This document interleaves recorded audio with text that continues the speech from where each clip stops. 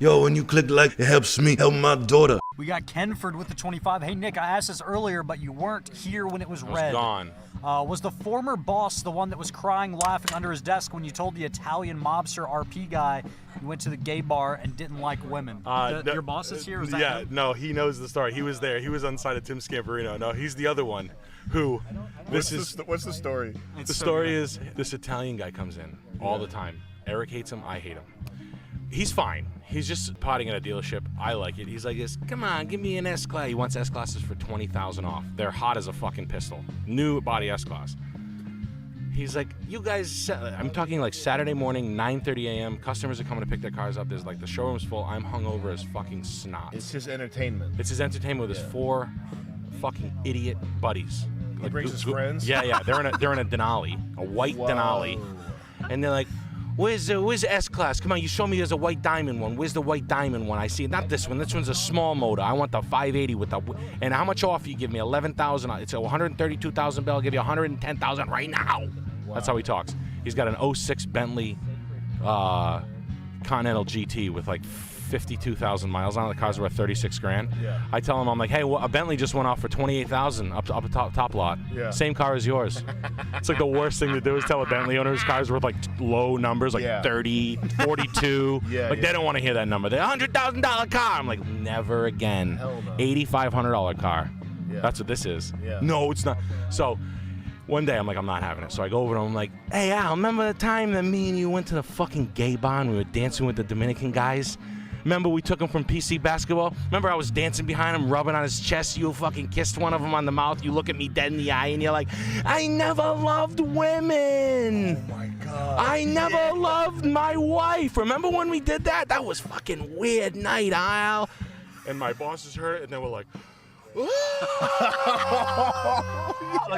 Tim Scamperino was like under his desk, like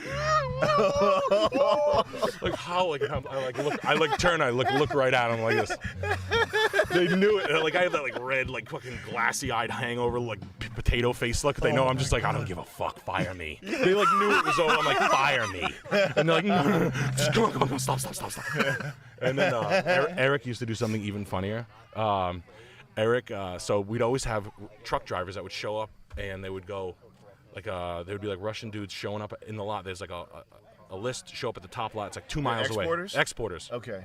Showing up with trucks, slamming a piece of paper in your face, being like, where did this car? Yeah. And they don't speak any English. So Eric would always point to the paper and be like, I sucked my dad's dick last night. And then, so right here, you're going to be going up to the top lot. Right here, and I was like, choke real hard. It's like, fuck 2 dogs' dicks right here. Nick, come over here 1 second. And like, we would just fucking be like this. And it'd be like this, oh yeah, I drank a bowl full of my mom's pussy. Piss, what does he need? What's he need? And like, before they said, they're like, I need this car. So we try to slam in as many crazy lines as you could before they'd like wake up out of it. Oh and they'd be like, what? Be like, oh yeah, I ate a whole bowl of my shit. I took a shit in the toilet, ended up eating all the shit right out of it. I don't even need the toilet paper, but you're gonna want to go up to this lot up here. And he was really good at it. Like we'd ping pong and he wouldn't crack, and then we'd be like, it was so fucking funny. Like, Eric, I'm telling the truck driver stories. Oh well, he's talking to Jake. Anyway, I remember one time I had to fire this guy. Man, it's so funny. My guys used to pick on each other. So how I do, like, I do a character on it. I do like Spanish guys. The Spanish guys get very bitchy. So like if you fuck with them or if they get sad, they get like bitchy on you. And like the crew will always like alienate one guy. They would like pick like just old school playground shit. And they're like, he is useless. Like, he no good. And like one dude would always just get like the rash of shit. So every day it was like I was like a shrink. I'd be like, what's going on, Eduardo? What's going on? And I had this dude. He was like 6'8". He was a huge Dominican guy, and he was like, it was like Green Mile softy. He was a sweetie pie, and he'd always like cry. And he'd like, I like working for you. I like working. And you'd always get like real like sad shit. I'd be like, Eduardo, what the fuck is going on? Like, what are you doing to these guys making bust your ball? You're like a fucking giant. You could throw these guys through a fucking wall. Why are they busting your ball? He's like, I walk slow. And I was like, damn, that's fucking. You guys want to hear a crazy story? Yeah. When I was like 21, I like panicked and had to move to California. Mm-hmm. I had like a panic attack. I was like, I'm going to California. I did stand up somewhere and I bombed bad in front of like 500 people. It was a nightmare. Mm-hmm. And I was like, I gotta fucking get out of town. was like, I'm never doing this again. But I wanted to do comedy. Yeah. I was like, I'm gonna move to LA. I was like 20. I had no idea how to do it. Yeah. But I saved like $6,000 or like $7,000. I was like, fuck it. I put an ad on Craigslist. I was like, I want to be like a groundskeeper. I was landscaping, so I was like, I can cut grass, I can do bushes, I can do cement work. I had like 2 replies. One of them was Dan Ferrari, the guy who owned like roller derby events in Southern California. Really? Yep. Put this whole thing. Yeah, I run roller derby events. This all sounds fucking whack as shit, but somehow I'm finding like the upside to this. I'm like, all right. He's like, I need a guy to basically set up tracks and take them on events, do marketing for it. Yeah. And I need like an assistant, like a live-in. I have a huge house out in Escondido, California. You can live in one of the rooms. I have other assistants to live. This is the guy that lives in the other room. He helps you. You'll be living next to this guy. I get there. Within the first day, he's like, I'll give you $1,500 if you jerk off on camera. Really? Yep. I flew there. I like told everybody, I was like, all right, I'm going to California. See you on the billboards, dude. Yeah. I go there. 24 hours later, I have a 300-pound nightmare who is living with basically a homeless guy in a $5 million house. It wasn't legit. He did own a roller derby company. And he's like, I can get you $1,500 if you jerk off on camera. I was like, are you fucking kidding me? I wanted to rip his fucking head off. Yeah. I was like, you're driving me to the fucking airport right now and you're buying me a fucking flight ticket back to California or I'm going to fucking kill you. Yeah. And he did. And I came back I was there and back in like 72 hours.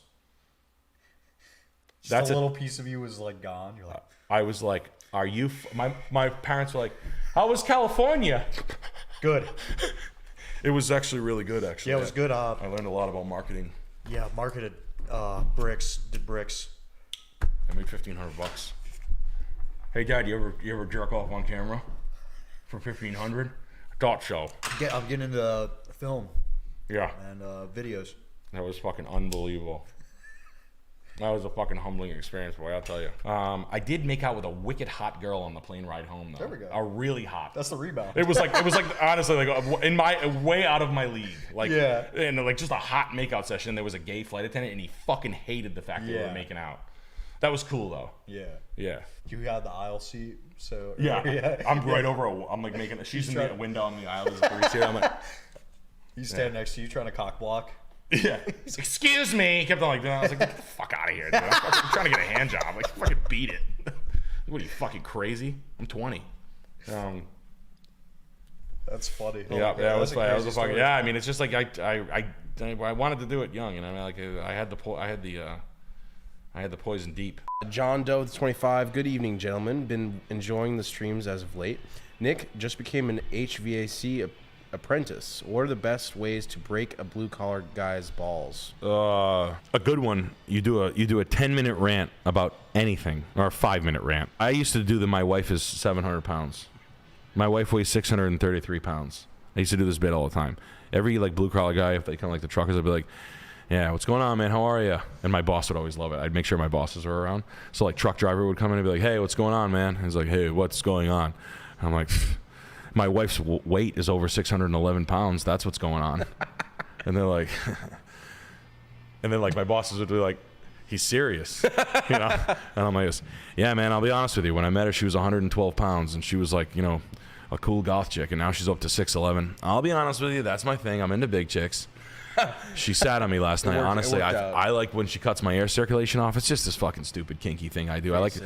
She sits on my fucking face and crushes my windpipe. But last night, dude, she got me like she pushed my trachea in. I couldn't breathe for a minute. And then I'll Google image plumper porn and I'll show pictures of them on my phone. Porn site? No. There's an actual picture, and I do that all the time. I've done that 50 times. That's perfect. Or I would Google. It's clean. I would tell them that I have like a really cool lawnmower, like almost a brag or a flex on like some tool I just bought. Mm-hmm. Like I just got this really cool paint sprayer, man. It's got an extendable wand. It's got stainless steel tips for different replaceable tips for stream and spray length and you know for consistency. You can pretty much put anything. It's a Titan 3000. It's a really dope paint sprayer. And then I would just Google like swollen cock. And then like images, and then it'd be like, oh man, this paint sprayer, yeah, you should see it. The thing like actually looks pretty cool. It's got like wheels. It's on a cart. It's not your typical paint sprayer. And then I would Google swollen cock and show them, or something like that. Yeah. Or a blue waffle. Or you can tell them that you can tell them to check out your wife's website, bluewaffle.com. What is the worst tenant story you've heard or landlord experience you've had, Nick? Oh my God, man. I had nightmares of tenants. I've seen. I'm trying to think of things. I had a tenant, right? I had these 2 strippers living next door. Yeah. And they would get in fist fights. This is a true story. They would fight each other? They would fight each other. The first day they moved into each other, right? They like conned me. Anyway, I lived in a duplex. They lived inside. I lived with my friend Dean and my friend Ryan Krause. And it was our first night moving in. We were like 22, and we were all like first beer, literally like moved our shit in, got the cables on, everything's up, fucking Xbox is on. The 2 strippers, they were older than us. We were 22. They were like 30. Yeah. One of them knocks on the door. Bang, bang, bang, bang, bang. There was like a shared door in the middle. Yeah. Like, I shit you not. Like, you gotta get this girl away from me. And the other was like this. Ah! Like literally like that. Like running at like a 90-pound fucking wire-eyed stripper. She tried to hit her. She was punching right over her back, right in the middle of the living room. We're like, we were like smoking a blunt. I think we were smoking a blunt at the time. We were like, yeah. What the fuck is going on? Or just like, yeah, man. Like something happened. Someone said something to someone. I had to pull them off, and they ended up like calming down. Scratches on their face, like bloody scratches, like inch long, like not like blood everywhere, but like deep fingernail scratches. I was like, holy shit. Jesus. That girl ended up leaving dog shit 2 inches thick it was a 3-bedroom apartment. Yeah. I ended up foreclosing on the property, fucking my whole life up. That was the one. I just basically left the keys in the door. They wouldn't do a loan modification, so I was like, all right, I'm leaving it. I lived in it for free for 12 months, and then I went and I was homeless. It was awesome. And it was the best time of my life. Sam was living there. It was super fun. Yeah. And she stayed in like the crack house the whole time and like lived in it for free for like another 8 months. And she left dog shit in the middle of the room so bad that there were like piles of trash and rats climbing to the 2nd floor. So yeah, owning a multi's cool. Multifamily investment home. Cool. That worked out good for me. That's hard to top. Yeah, dude. Don't rent to fucking like people who want to like grow weed and like fuck that, all that shit. Fucking strippers are just fucking out of control. And I did a favor for a friend of a friend, and it just blew up my face. And fucking, where are they? Hey man, the girl you told me was cool is a fucking psychopath. Yeah. You owe me $8,000. Like, what am I gonna say? Oh, I can't believe that happened, dude. Are you fucking crazy? Are you serious? That's what I get on the phone. I knew she was a little crazy. I didn't know it was like that, dude. Oh, I'm like, oh, cool. Well, my fucking house is basically burned down to the ground. Thanks for the recommendation. I'm stupid for fucking agreeing to it. So I was just so happy to get a tenant in there. But yeah, I don't. That's why I can't be a landlord ever again. It just traumatized me. Crashing. Yeah, I remember one time one of my tenants. I had this stripper and her daughter. I got catfished on a tenant. I had a multifamily house, and I had a phone call that said, hey, my buddy needs a house for his gumata, meaning an Italian friend who had some pull called me and said a friend of his needs a house for his girlfriend. She's totally legit. She shows up in a Honda Accord with her daughter, her like 7-year-old daughter, in a really expensive uniform from a school that I knew. It's the most expensive school in the state. The daughter was wearing a uniform. Yeah. She moves in. I didn't ask too many questions. I kind of owed it was like a favor thing, like a fucking Italian thing. I was like, all right, I'll just take care of whatever. I'll give it to her for $1,200 a month. She moves in. She pays me like 2 months up front. All good. No big deal. The rooms weren't completely painted. I had bought it. She's like, I want to paint the rooms. Is that cool? I was like, yeah, I'll fucking paint the rooms. No big deal. Yeah. So I don't know why I did this. This is a mistake. I was like, the daughter can pick her colors. She picks out pink with gold trim. And I fucking don't know why I ruined my house. I should have never. It's like I opened the door and I fucked myself. And she stopped paying me. I had to evict her. Had to go to court. It was my first eviction. Starts flushing toothbrushes down the toilet, like just to be a spiteful bitch. All of a sudden, the only reason why the kid had the car wasn't her car. It was her sister's car. She's a deadbeat stripper. The only reason why the daughter had a uniform on is because she stuck it to her ex-husband, who in the court deal in the divorce, he had to pay for school. And she found the most expensive school and made him pay for it.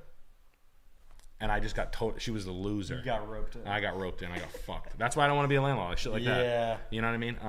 But it was my fault. I was 20. I was intimidated. It is what it is. But you live and learn. And it wasn't cool.